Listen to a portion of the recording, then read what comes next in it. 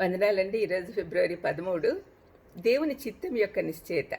గత 2 రోజుల నుంచి ప్రాధాన్యత, తర్వాత మన మనకి క్వాలిఫికేషన్స్ ఉండాలి అవి చూసాము. ఇప్పుడు మనకు నిజంగా దేవుని చిత్తం ప్రకారం చేస్తున్నామా లేదా అనేది ఈరోజు ధ్యానించుకుందాం. మొదటి యోహాను 5:15లో ఆయనను బట్టి మనకు కలిగిన ధైర్యం ఏదనగా ఆయన చిత్తానుసారంగా మనం ఏది అడిగినను ఆయన ఆలకించును అని అనున్నదియే. మనం దేవుని చిత్త ప్రకారం నడుచుకుంటున్నామని మనల్ని మనం ధైర్యపరచుకున్నట్టుకు 7 రుజువులు చూద్దాం. మొదటిది, మనకు సమాధానం ఉంటుంది. మన దేవుడు సమాధానం కలుగజేయును అని యెషయా 32:17లో రాయబడింది. కనుక ఆయన చిత్తం నెరవేర్చినప్పుడు మన మనసులో సమాధానం ఉంటుంది. ఏదైనా విషయాన్ని బట్టి ప్రార్థించినప్పుడు దేవుని చిత్తం కొరకు ఎదురు చూడాలి, సమాధానం పొందుకోవాలి. రెండవది, దేవుని వాక్యం ద్వారా తెలియపరుస్తాడు. కీర్తన 119:105లో నీ వాక్యము నా పాదములకు దీపమును, నా త్రోవకు వెలుగునై ఉన్నది అని రాయబడింది. దేవుని వాక్యం ద్వారా మనకు నిశ్చయత వస్తుంది.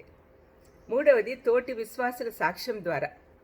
దానియేలు దేవుని నుండి జవాబు కొరకు స్నేహితులతో కలిసి ప్రార్థించినప్పుడు ఒక కళ ద్వారా దేవుడు చెప్పాడు అని దానియేలు 2:17-19 వరకు చదివితే మనకు అర్థమవుతుంది.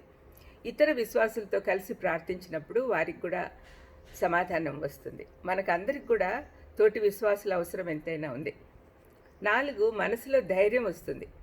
దేవుని చిత్త ప్రకారం మనం నడుచుకుంటూ ఉన్నప్పుడు ఎలాంటి భయము, చింత లేకుండా గట్టి ధైర్యం వస్తుంది. ఎన్నో ఆటంకాలు, అంతరాయాలు వచ్చినా కూడా దేవుడు అన్ని సమకూర్చి నెరవేరుస్తాడు, శక్తితో మనల్ని నింపుతాడు. అది మన నిశ్చయత. 5, సూచన నెరవేర్పు.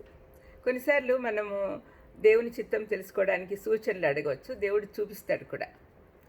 ఫర్ ఎగ్జాంపుల్, నేనైతే ఎట్లా ప్రార్థన చేస్తానంటే, దేవా నీ చిత్తం తెలుసుకోవడం నాకు ఈ సందర్భంగా చేత కావట్లేదు. ఒకవేళ నేను నీ చిత్త ప్రకారం నడుచుకోకపోతే ఈ పని కాకుండా చూడు, ఆపేయి అని చెప్తా. కొన్నిసార్లు దేవుడు నన్ను ఆ పని చేయకుండా ఆపేస్తాడు. 6వది, ఆ కార్యం దేవుని మహింపరిచేదిగా ఉంటుంది. దేవుని చిత్త ప్రకారం చేసిన ఏ కార్యమైనా ఆయనను ఘనపరుస్తుంది.